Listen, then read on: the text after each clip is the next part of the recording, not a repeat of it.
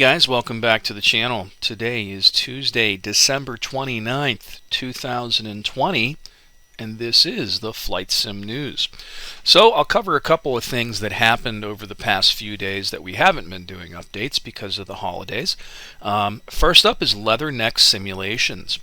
They posted a rather lengthy post over at their website, and goes on to say, "Dear pilots, as the end of 2020 draws near, there are many things we'd like to tell and show you. A lot has happened this year and certainly was one of the most unusual years in our lifetime." Without reading the whole thing, let's jump right into the chance bought F4U-1D Corsair. Starting with the F4U-1D Corsair, we're happy to report that the module is in its final stages of development. Most of the artwork and system programming is near completion, while flight model and engine operation are in process of tuning and testing. A set of missions and a campaign are also planned and will be done in cooperation with the renowned and talented campaign creator, Reflected Simulations. Yes, Greg over at Reflected Simulations is going to be creating the campaign for the Corsair. Now that is fantastic news. We'd like to apologize in advance if we've gotten our fans' hopes up on a 2020 release. Quite honestly, we were not happy with how the old Whistling Death was looking. So after VFAT 2020, it was decided to completely remodel the external model and give it fresh textures, along with updating the cockpit as seen in the previous news posts. Our research department made great strides in acquiring manufacturer schematics that allowed our artists to model a more accurate airframe. We're sure it'll bring joy to those that love to get up and close while viewing in F2 mode. And there's a variety of really cool screenshots. It's definitely looking pretty freaking cool. And I gotta admit, the Corsair has always been one of my favorite World War II planes. Just by the sheer look of it, you know. It's definitely one of the prettiest. Very impressive indeed. Then they go on to say, lighting has definitely been a mixed bag of bulbs as Eagle Dynamics improves their environment graphics code. But so far, our artist has found a nice balance that shouldn't blind the pilot during the day. The cockpit lighting is very unique compared to most modern aircraft. The precision instruments were doused with radioluminescent paint that when a fluorescent light or ultraviolet light shined on it would cause painted areas to glow. That's got to be a hell of a thing to model. The Corsair is equipped with 4 AN3038-1 ultraviolet lamps. The nomenclature is sort of misleading as the lamps actually have standard halogen bulbs. The lens of the lamps are able to rotate that switch between an indigo, blue, and clear filter. The ultraviolet filter will cause gauges to glow brighter, but when the light is switched off or changed to a clear filter, the instrument's glow effect will gradually fade away. Another unique system is that formation lights during World War II were usually blue. The Corsair has 2 of them with 1 on each of the top side of the wing. Recognition lights are also in working order, allowing any type of communication protocols. Other than the approach light, all light have a steady and flashing mode. And again, there are images. Pretty cool looking nighttime cockpit. Looks like there's a lot going on in that cockpit too.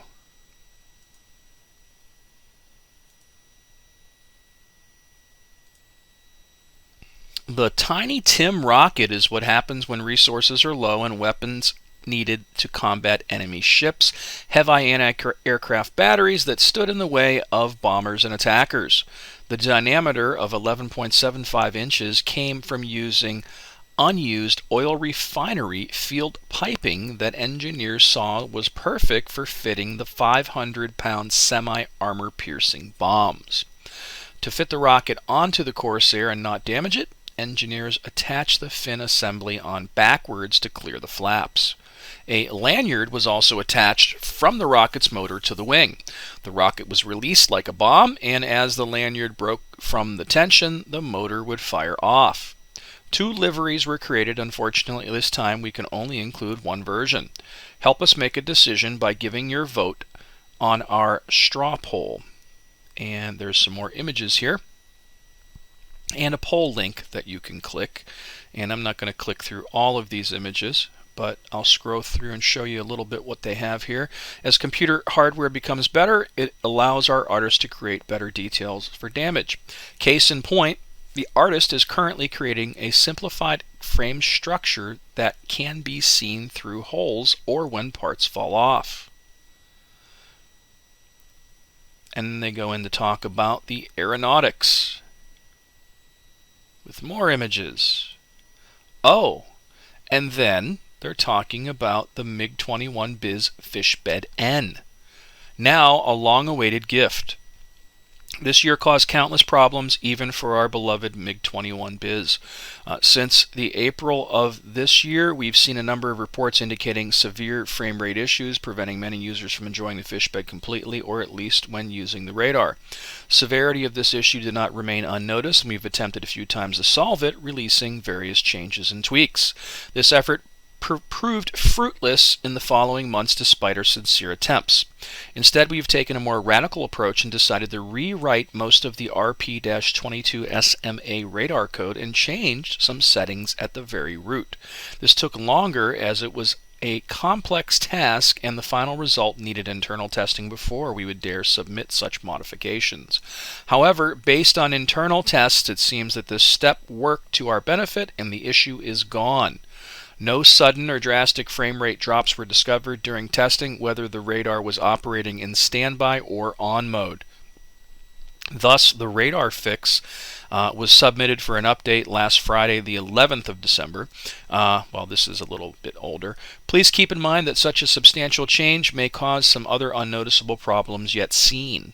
We will keep an eye on all the reported issues and try to address them to provide the very best experience for you. And they go on to talk about new liveries are on the way, and there's a ton of images here of the MiG-21 all dressed up. And then, once again, they go on to talk about there's the Christmas sale, which we know about, and there's also the free play, so you can try any of these, well, not any of the aircraft. The Corsair isn't out yet, but the MiG-21 or the Kristen Eagle 2. I'll throw a link to this in the video description as usual, so you can check it all out for yourself. We had an open beta update last week that I wasn't able to cover. It's not a huge one. I'm not seeing a lot of stuff other than there's a bunch of stuff for the Tomcat, most notably the F-14B campaign Operation Reforager, the Iron Heel, has been added and is done. And that's about the most notable thing. Says they fixed the radar, causing a huge frame per second loss when turned on. That might have been the thing I was just talking about from the Leatherneck guys.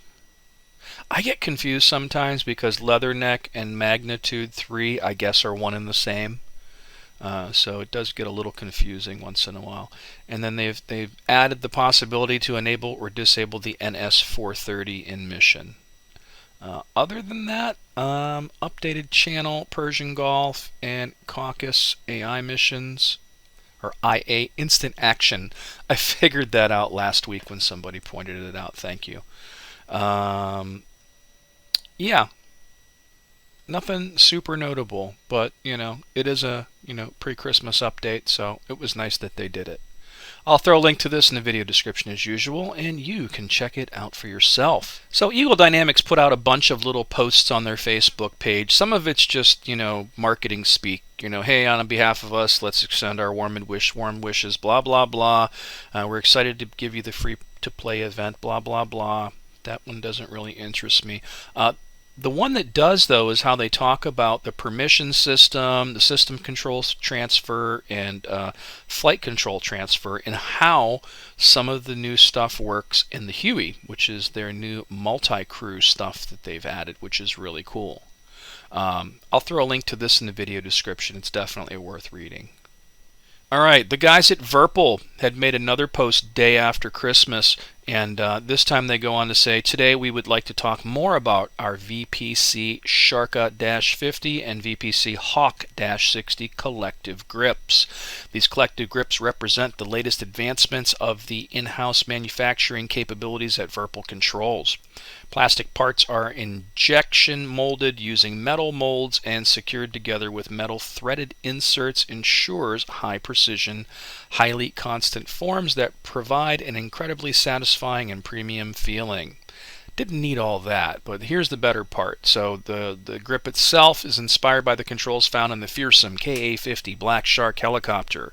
The grip features a rubberized grip built around a metal stem. Control inputs include 3 times momentary push buttons, 3 toggle switches, 2 8-way hats, and 1 2-way hat with push. Actually, the 2-way hats have a push as well. And then the Hawk 60, of course, as one may have guessed by now, is based on the collective from the UH-60 Blackhawk. And again, same thing, high quality plastic. Control head also featured a chamfered aluminum faceplate. 4 8-way hats with a push, 1 2-way hat with a push, 1 momentary push button, 1 toggle switch, and 1 trigger. And then they go on to say, we hope to bring more Virpils than ever into the exciting world of helicopter piloting, as well as satisfying hardcore veterans. We're looking forward to getting these devices into your hands. Stay tuned for more news on the VPC Helicopter Controls lineup. And then they go in to throw a few more images up. That's a little bit more up close. That one looks pretty freaking awesome. I can do without the acrylic or Russian symbology. Be nice if that was in English. Then there's 2 more shots of these guys.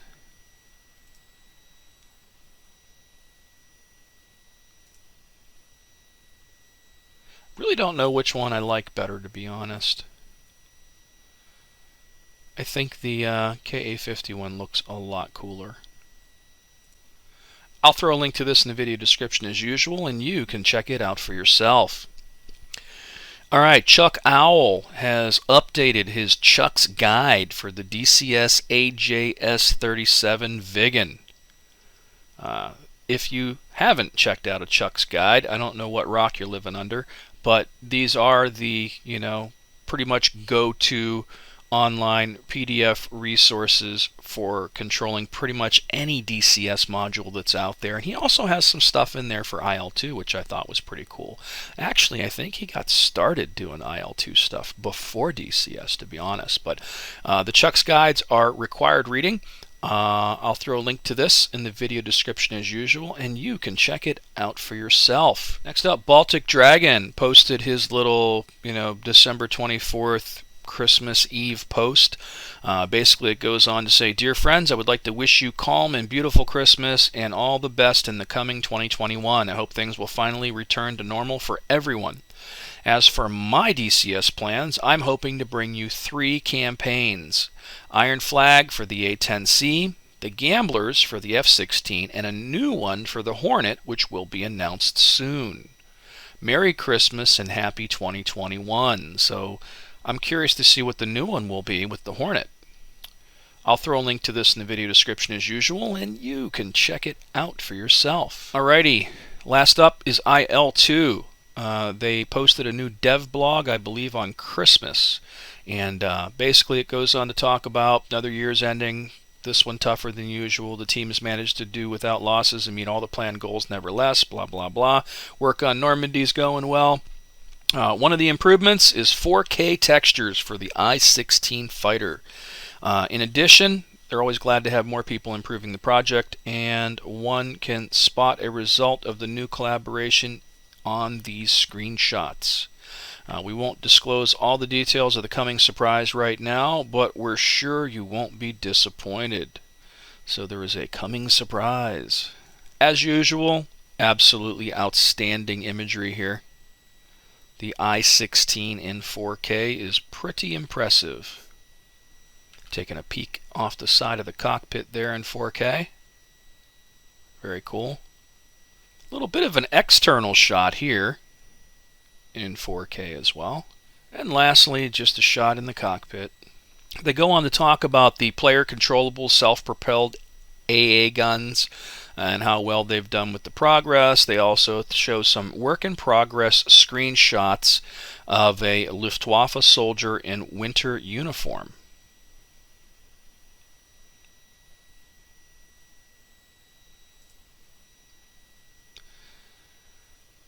And then to finish the dev blog, one of the planes that are in development for the Battle of Normandy, the Typhoon Mark 1B. This legendary aircraft is planned to be released in late spring 2021 and will be the third one of the Normandy planes that are planned to be released before summer.